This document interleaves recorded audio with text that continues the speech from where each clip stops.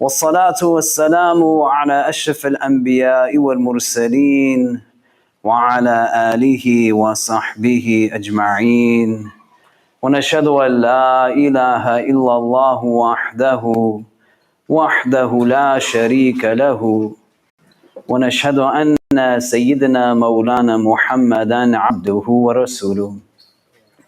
In the name of Allah, the gracious, the merciful, all praise is due to Allah, the Lord of the universe, the Master of the Day of Judgment. I bear witness and testimony to the oneness of Allah, to His magnificence, His omnipotence, His might, His glory, to His being the creator and sustainer of all things, the giver of life, the guider of hearts, the Master of the Day of Judgment. And I bear witness to the fact that Muhammad ibn Abdullah sallallahu alayhi wasallam is His servant and final messenger. May the peace and blessings of Allah be upon him and upon all those who choose to tread in his path until the last day. The day that we are witnessing right now and the coming days ahead of us are independently all Mubarak days. And it is our blessing that we get to experience them one after the next after the next. The 2 days from now, you and I are going to be in a place where we are blessed to observe a day that has been sanctified by our Creator, one of 2 holy days, festivals, celebrations, the day of Eid al-Adha. May Allah make it a joyous day for each one of us and our loved ones. And prior to that 10th day of Dhul Hijjah, you have the day that we will see tomorrow, inshallah, if Allah allows for us to reach it. The 9th of Dhul Hijjah, the day of Arafah, the day that the Prophet ﷺ has said, Al-Hajju Arafah, that Hajj is Arafah. A day that if you're ever blessed to experience it in the lands that the Hajjis have moved forward to already, may Allah accept it from them. The plain of Arafah in and of itself, it's a day that I would guarantee to you will never depart from your heart. And this day is a day that quite often the value of it might escape some of us, but not all of us. The blessed Mubarak day of Jumu'ah.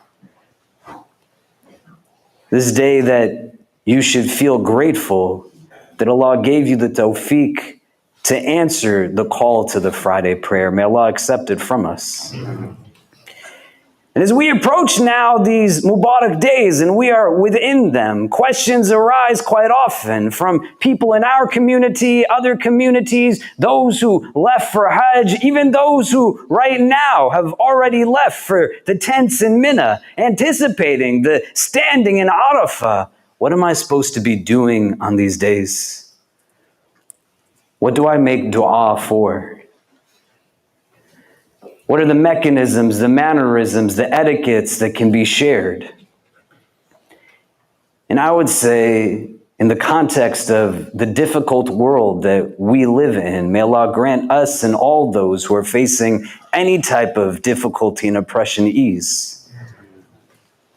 That in these days, you don't want to just make dua from your heart, but it's important to make dua in these days for your heart.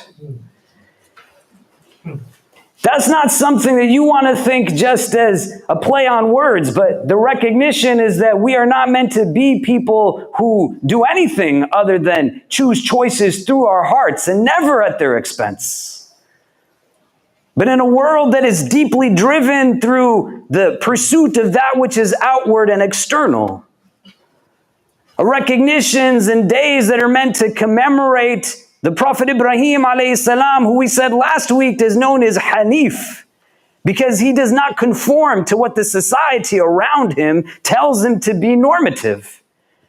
Right? We said the faucet in Arabic is Hanafiya, because the water comes and then it goes down. Somebody who is bow-legged, their feet point outward, they also are defined in this way. Meaning it's not the way that is typical, it's atypical. If you're Hanif, you're not conforming.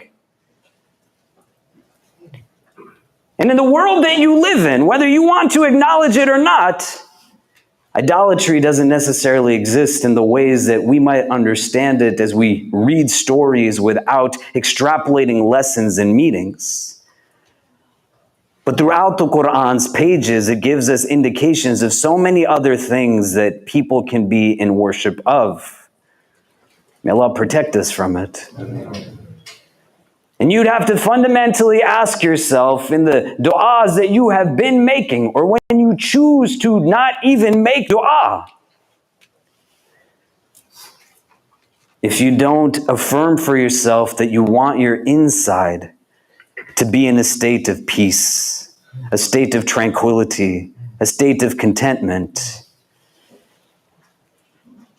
and rather you acquiesce to just numbing pain, avoiding addressing feelings because the nafs wants you to do what is easy, but not necessarily what is better.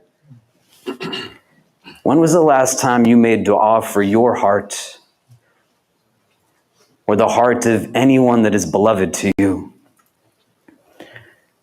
The Prophet Ibrahim alayhi salam, when he is described as an elder man, the Quran identifies him as having a qalb that is salim. إِذْ جَاءَ, it says, and then he came to who? Rabbahu, his Lord, biqalbin salim. May Allah give us hearts that are like this. And as a young person, this is the dua that he's making. That do not humiliate me or disgrace me on that day when we stand in front of no one other than our Creator. May Allah grant us ease and make us people who have a firm conviction that the hereafter is better than what is present.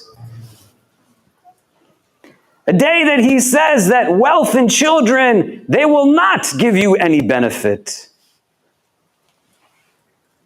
except for those who come to Allah biqalbin salim, with a heart that is salim. When do you make dua for your heart? And if we looked at your actions, your decisions, your choices of the last day, the last week, the last month, the last year, not what is forthcoming, but what has already transpired, what would bear evidence that your heart is actually something that is precious to you, or the hearts of those that are around you are important to you? Can we have everybody move up? If you can come in close. I can see carpet in front of people. I know we say this every week, but it's because people have to do it every week. If you can just come forward. We have to still fit a lot of people in this room. Make dua that Allah gives us tawfiq in our project to acquire our own space. There's some buildings that have been looked at.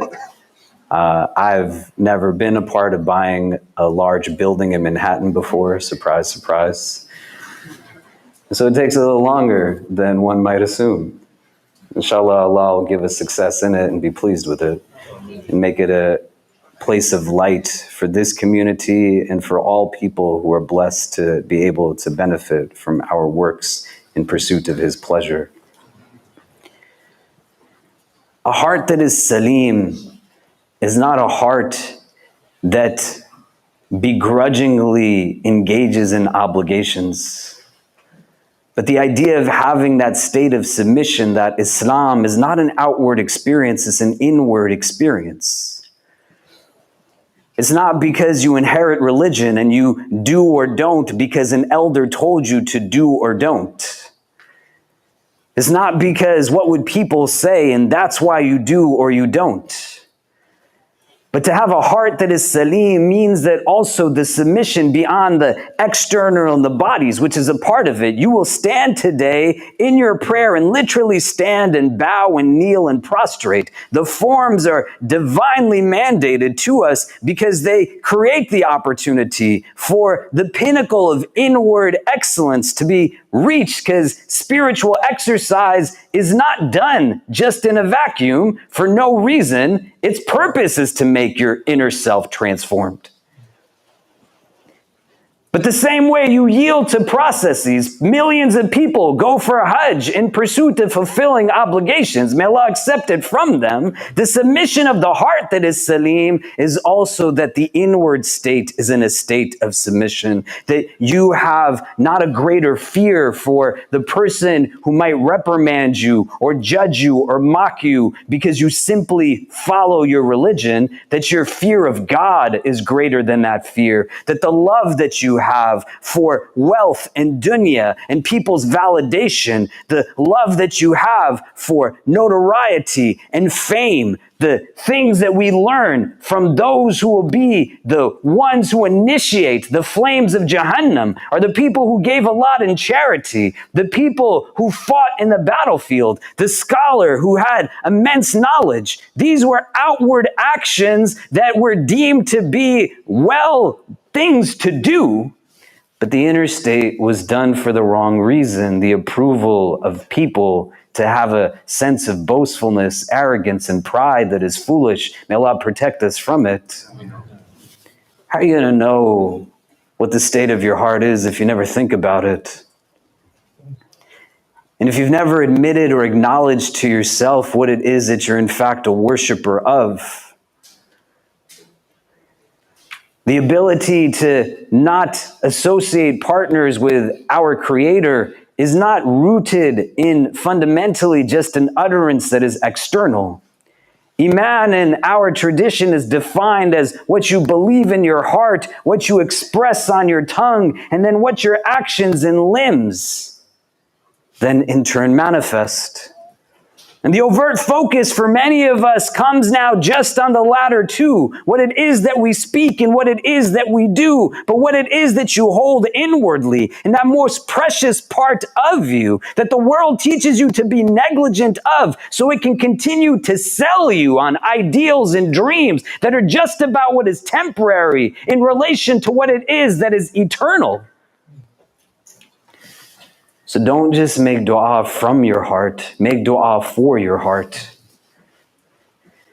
And a heart that is salim, it loves to do what Allah wants it to do more than what anything else wants it to do. A heart that is in a state of inward rest and peace, that doesn't engage in outlets to numb pain or irreconciled emotions, but yields to a God that is not just simply watching, but watching over. So just think, on this Mubarak day of Jumu'ah, as you are at the proximity of the eve of Arafah, just hours away from Yawm al-Nahr, Eid al-Adha, when do you make dua for your heart? If you're bold enough to make the dua and the openings that come, you're going to have to then yield to it. You're going to have to get to a place that the idea is not to be in the abandonment of wealth or materialistic things or infamy or notoriety or whatever that might be, but it's what you do with it, how it is that you utilize it. The things that you hear again and again, they are fundamentally true and they don't exist in a lot of places. You are sitting side by side with people right now, not based on affluence and influence. That's not the criteria with our Creator. He does not look at your bodies and your forms. He looks at your hearts, the Prophet says. He looks at what's going on inside. You got to, in these days, be bold enough to ask, not just to look at them, but to ask Allah to make you one who does it every single day you are in this world. Every single moment that you take breath in this world, that you are somebody who desires to have a wakeful heart, a heart that you watch over so that in turn watches over you. And then you pass that down generationally to people. It boggles my mind, man. What it is that our tradition offers in terms of the simplicity of acquiring inward contentment. And the world that we live in is engaged in teachings of all other traditions on the inner self and has no idea what it is that our religion has to say about this. Why? Because a lot of us don't even know what it has to say. Just like a body that has no soul to it is a corpse, a ritual that has no inner component to it has no life to it. And what brings you life in these days is the remembrance of the divine, not just from your tongue, but giving yourself the permission to rest and breathe. You don't have to constantly be chasing in pursuit of things that are going to give you temporary satisfaction and complacency. When was the last time you told somebody that you love them? When was the last time that you said, "I'm sorry" to somebody and actually meant it? The heart that is salim, it wouldn't have this problem. To be in a place where it's not even for the sake of the one whose forgiveness I seek, but for me, myself, my growth is rooted in me being able to understand that I have deep capacity to make mistakes. And I have a God who has taught me that if I didn't do anything wrong, he'd get rid of me and replace me with someone who did so that he'd have somebody to forgive. Juxtapose it now, what you do for your heart with how you spend your time doing for every other part of you. How much of your time is spent in pursuit of things that satisfy your stomach? How much of your time is spent in pursuit of things that are meant to satiate insecurity because somebody tells you that that thing you are doing, it looks nice on you, what you just bought, or that's amazing what it is that you drive? It's not a good or bad, but just think about it in terms of the allocation of time. Nobody can make the dua that you can only make on the day of Arafah. Even if it's just moments, is your book going to be something that records that you utilized the day for what it was intended, or you utilized it for something else? I want a heart that is salim, and I want that for you. You want it for yourself? That has to be a personal decision. Do you want it for those that you are going to be responsible for, who come after you? What is it that we leave behind in terms of legacies? It's not just in terms of what it is that we accrue of the world. All of it's going to be gone one day anyway. The idea is in a recognition of what we have and what we're giving, how it is that it informs a conviction and ideal that there is something that is much bigger in turn set for us. May Allah make us people of Jannah. Do you want it for yourself? And if you don't, then my dua is that Allah realigns your wants to really meet what your needs are, because you don't need any of this stuff. You need Jannah. You don't need outward complacency. We need inner contentment that can coexist with sadness and grief and anxiety and anger. The Prophet ﷺ is described as being the most sorrowful of person as well as being the most joyful of person. This is not a paradox, but when you have contentment, your inner balance allows for contentment to coexist with these things. And then the prescriptions are given to us, the opportunity to find that healing, not in pursuit of things that just numb and numb and numb. And the world can be heavy. It can remind you of things that are quite difficult. I'm literally walking here today. His brother, Harith, mashallah, not to point him out, met me on the street. And he said, "Are you going to Jumu'ah?" Because I look like I guess I'm going to Jumu'ah. He said, "Do they do Jumu'ah around here?" And I said, "Yeah, we do it on the 5th floor of the building right next to us." And we walked together. And I said, "What's your name?" And he said, "It's Harith." He said, "What's yours?" I said, "Khalid." He said, "Are you Imam Khalid?" I said, "Yeah, I'm Imam Khalid." He said, "You did an event for Expedia some time ago. I watched the recording of it, the video." I said, "Yeah, I guess so." He said, "You have a lot more gray hair now."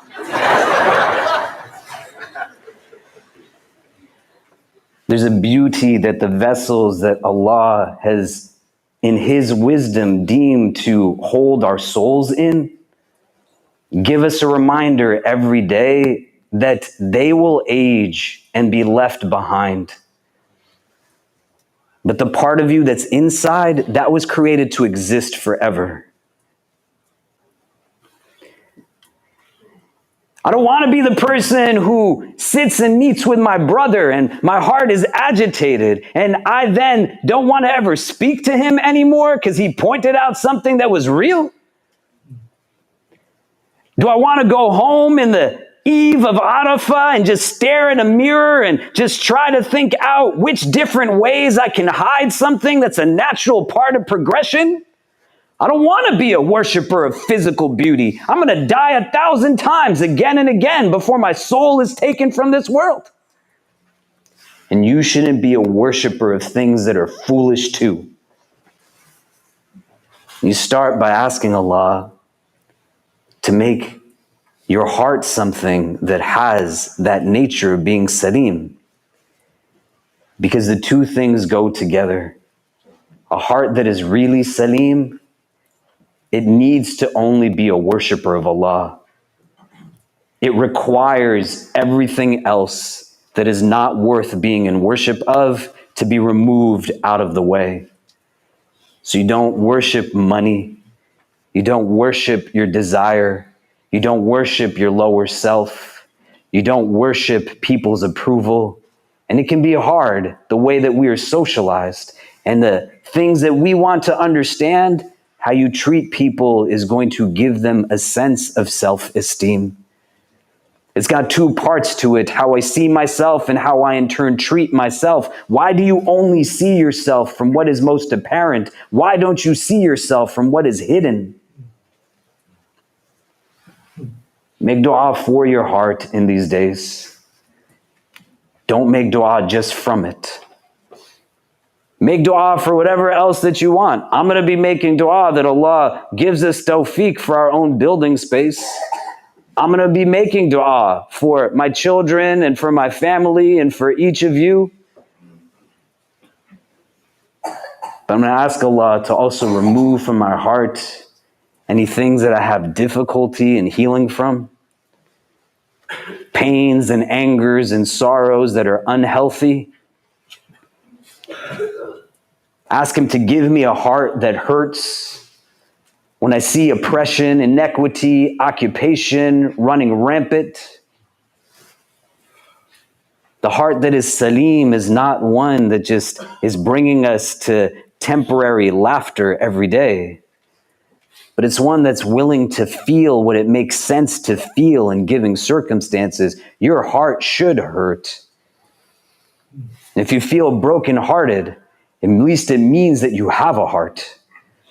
Because there's a lot of people right now that they're showing us that they do not feel from that part of themselves. May Allah keep us from ever being amongst them. And that's what these days are about.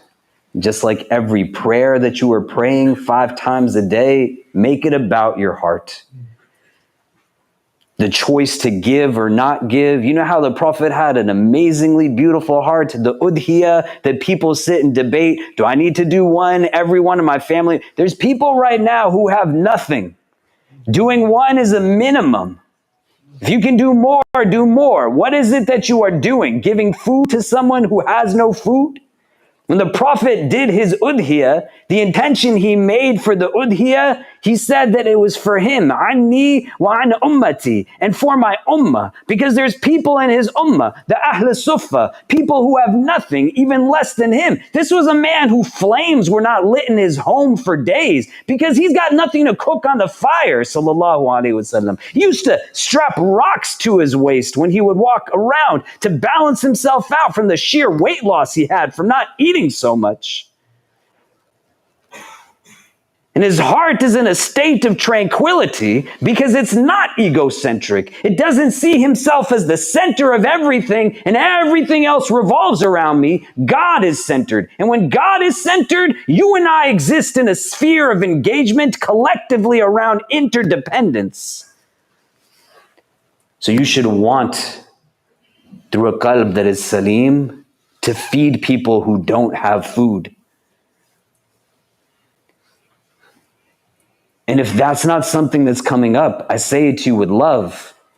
Take some time on Jumu'ah to look at what's actually in your heart as an obstacle that's going to get in the way for you making dua for your heart on the day of Arafah, so then you can be in a place with people on the day of Eid that you love them, and you love, most importantly, the most precious parts of them, which is their hearts.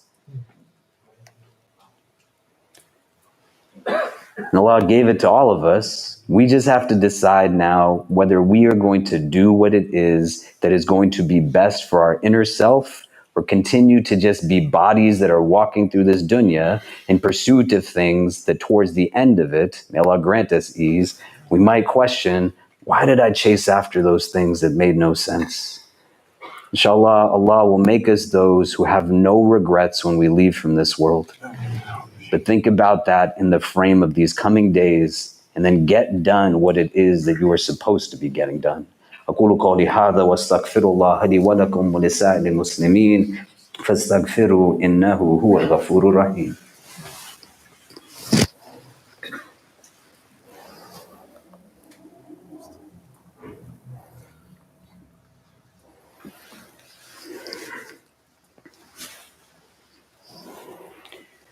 إن الحمد لله نحمده ونستعينه ونستغفره ونؤمن به ونتوكل عليه ونعوذ بالله من شرور أنفسنا ومن سيئات أعمالنا من يهده الله تعالى فلا مضل له ومن يضلل فلا هادي له ونشهد أن لا إله إلا الله وحده لا شريك له ونشهد أن سيدنا مولانا محمدا عبده ورسول. I received a photograph yesterday from some doctors in Sudan of a young boy who was deeply malnutritioned, literally a skeleton with skin on it, a baby. And then they sent me a picture that they took weeks later, where he has, again, some flesh on his bones, a little bit more of what we would think a child should look like. And the doctor said, tell your community we fed him from the money you raised for Sudan in Ramadan. Our sister Shazia Mayman, who is a nurse that started some years ago, in its 9th year now, a toy drive to just give toys to pediatric patients, children who are sick and in hospitals on the day of Eid. And this year, working with Heal Palestine, as well as the Sudanese American Physicians Association. And she sent me this morning a picture of 2 young children who were evacuated from Gaza because they were both missing legs, amputees, in addition to the traumas that they have sustained, smiles on their face because they already received the toys that we helped to collect thus far for this day of Eid. There's people on the other end of these things. It's not just a mindless act. Your du'as have capacity to impact. No one can benefit from the good that you don't do. What the world needs right now is Muslims who actually believe in this thing of Islam, man. Not just from tongues and limbs and choose to do it when it's convenient or not convenient, but with a heart that is present and do it even when it's not convenient. Can you imagine you stand in front of Allah and this little baby boy, you were the means through which Allah fed him? Who cares what degree you have? Who cares how many zeros there are on your checks? Who cares how many people it is that know who we are? How is that not going to be something that you would want for yourself? What guides you? What motivates you? What compels you? Be open enough to decide if it makes sense for you to distinguish what's worth worshiping and what's not worth worshiping. And then, am I actually worshiping something that makes sense to worship? Influences my decisions, guides my choices. An idolatry that might not come in the form of statues, but things that exist deeply within, that we elevate to places that make no sense. And then when we are not who it is that we could fully be, we also then in turn are not what we can be for those who need us to be strong enough to not be afraid the people we can become tomorrow. So I don't know how many more babies there are that don't have food. In the Quran, you can't open it and says, here's the solution to world hunger. But it tells you that it's good to feed those in need. You just have to figure out what's getting in the way that's keeping you from doing it. Inshallah ta'ala, Allah will continue to bless us as a community to be a means through which He brings relief to His creation. Let yourself be a part of that process, especially in these days of Eid. Our Sadaqah today is going to be going to 4 different people in our community who are in a state of just financial constraint. Elders who have no jobs and they just can't pay their rent anymore, let alone buy food. Single mothers who are with their own kids who are infants and they can't go get a job that pays them minimum wage because no one will be able to look after their children. And the money that they would make from the job would then have to go to pay people to look after their children and doesn't then really create any solution to it. People who, just like you and I, are looking to just be. So whatever you can give today, if you'd like to give more, you could give your zakat to it. It's going to all be distributed amongst these people as best as we can. Some of them need like thousands of dollars, right? If you're a single mom with 2 kids and you have to feed 3 people and pay rent and do all this stuff, it's not going to be a $5 endeavor. So whatever you can give, inshallah, Allah will, inshallah, give you more for it in this world and in the next. Inna Allah wa malaikatahu yusalluna ala nabi ya ayyuhalladhina amanu sallu alayhi wa sallimu taslima. اللهم صل وسلم وبارك على سيدنا محمد في الأولين وفي الآخرين.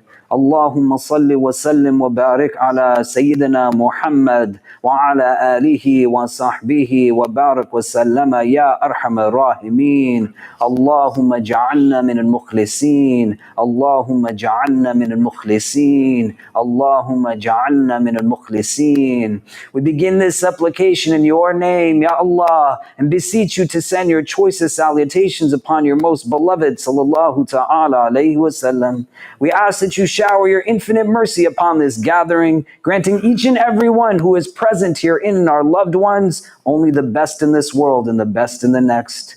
We ask, Ya Allah, that if all of us are meant to be together only at this time, at this place, whether we are young or old, male or female, regardless of our race, our ethnicity, our social class, our country of origin, our cultural heritage, whether we are Muslim or come from a different walk of life, Ya Rabbi, if our individual hearts are meant to be in the presence of all other hearts that are gathered here, only at this time, at this place, then gather us all together again in the best of places in the world beyond this one. Increase us, Ya Allah, in all that is good. Make us those who watch over our hearts so that in turn our hearts may watch over us. Grant us hearts that are in a state of tranquility, hearts that are deep in your remembrance, for indeed in your remembrance do hearts find rest. Grant us hearts that are free of any animosity or envy, any bitterness or jealousy, any unwarranted, unhealthy anger. Detach our hearts from things that distract us from you. And give us hearts that get attached and love only those things that are truly good and beautiful, things that are pleasing to you. Make us those who care for the hearts of those that you have blessed to be in our immediate proximity. Our children, our families, our friends, our communities, our loved ones. And forgive us for any pain that we have put into anyone's heart. Forgive us when we yelled and screamed instead of being gentle and kind. Forgive us when we gossiped and backbit, not caring about the harm that it caused to those that we were speaking poorly of. Forgive us when we lied and cursed. Forgive us for our arrogant statements of racism and prejudice. Forgive us when we chose to not greet others with peace when we had the ability to extend salams. Forgive us for any hurt and harm that we have put into any of the hearts of your creation. And help us to be those who bring benefit and relief through our presence to all those that we will meet on this day and every tomorrow that we remain in this world until we stand in front of you. Help us to commemorate these Mubarak days in the ways that they're intended to be commemorated. Let each one of us take benefit from the day of Arafah. And let the day of Eid be a day that is celebratory, centering, and solidifying for each of us. Help us in these days to remember the world's forgotten, the widows, the orphans, the incarcerated, the refugees, those who have little or no health care, the abused, the oppressed, those who are held down. Make things easy for all of them, Ya Allah, and help us to carry them in our hearts always.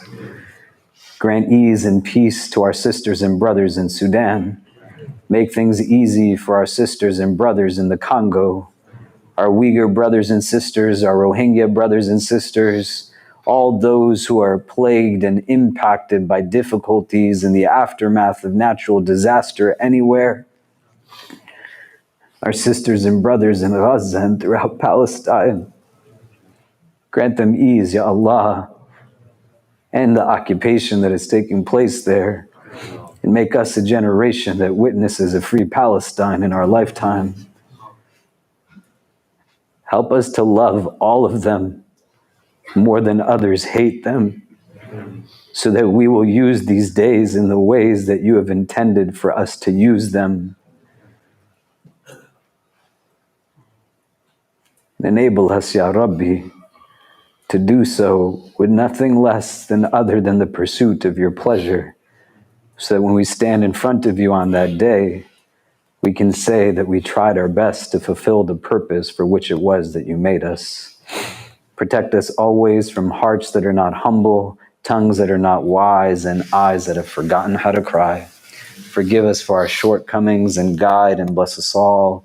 ربنا تقبل منا إنك أنت السميع العليم وتب علينا يا مولانا إنك أنت التواب الرحيم وصلى الله تعالى على خير خلقه محمد وآله وصحبه أجمعين برحمتك يا أرحم الراحمين وأقيم الصلاة.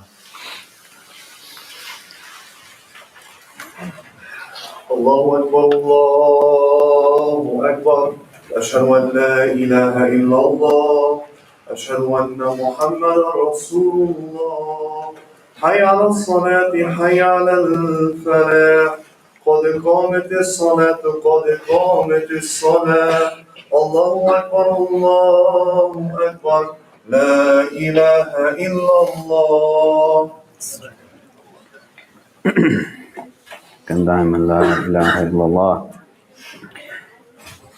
Straighten your lines shoulder to shoulder, inshallah. Fill the gaps.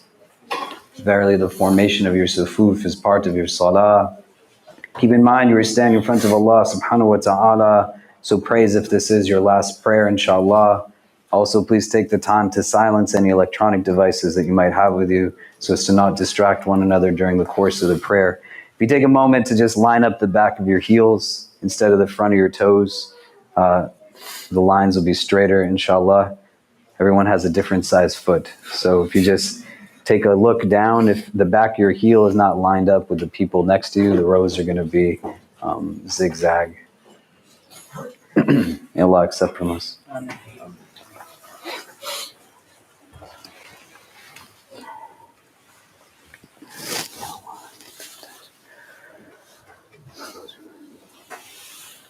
Allahu Akbar.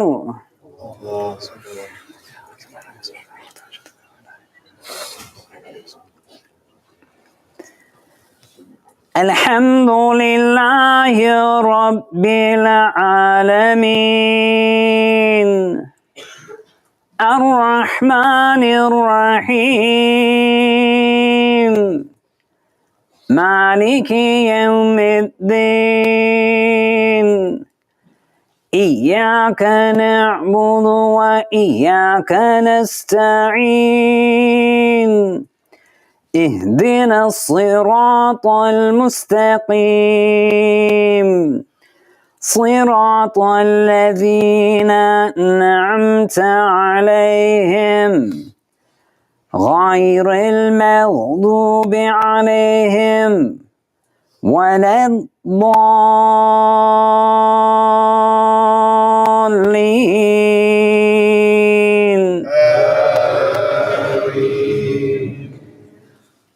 والعصر إن الإنسان لفي خسر إلا الذين آمنوا وعملوا الصالحات وتواصوا بالحق وتواصوا بالصبر. الله أكبر.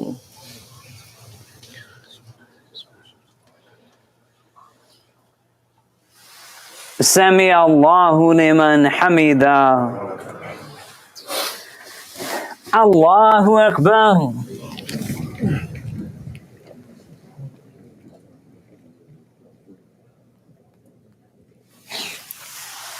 الله أكبر. الله أكبر.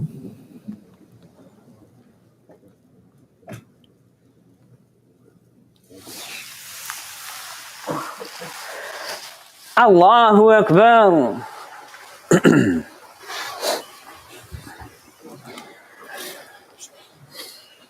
الحمد لله رب العالمين الرحمن الرحيم مالك يوم الدين إياك نعبد وإياك نستعين اهدنا الصراط المستقيم صراط الذين أنعمت عليهم غير المغضوب عليهم ولا الضالين.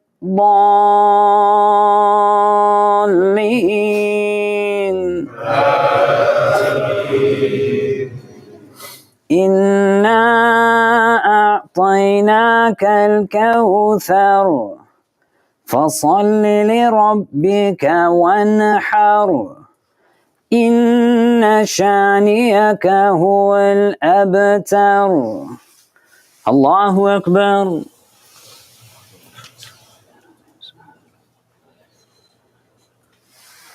سمع الله لمن حمده. الله أكبر.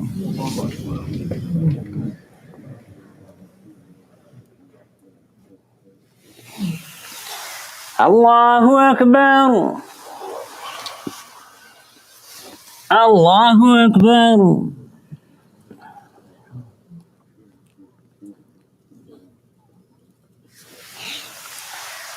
الله أكبر.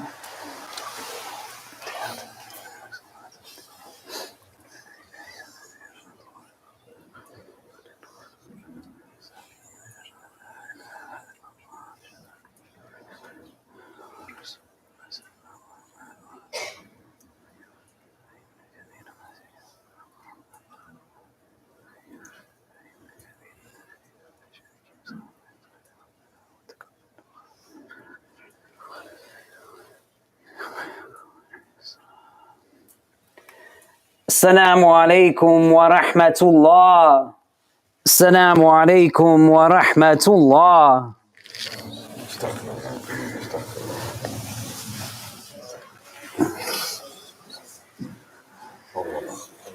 Assalamu alaikum wa rahmatullah. So again, a reminder, the Sadaqah from today is going to be going to support a few individuals and families who are in deep need in our community. So whatever you can give on your way out, we'd appreciate it, inshallah. If somebody wants to make a larger contribution, you can give your zakat to it as well. They're all people who are in need.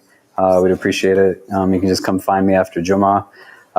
We're going to be having iftar tomorrow for the day of Arafah.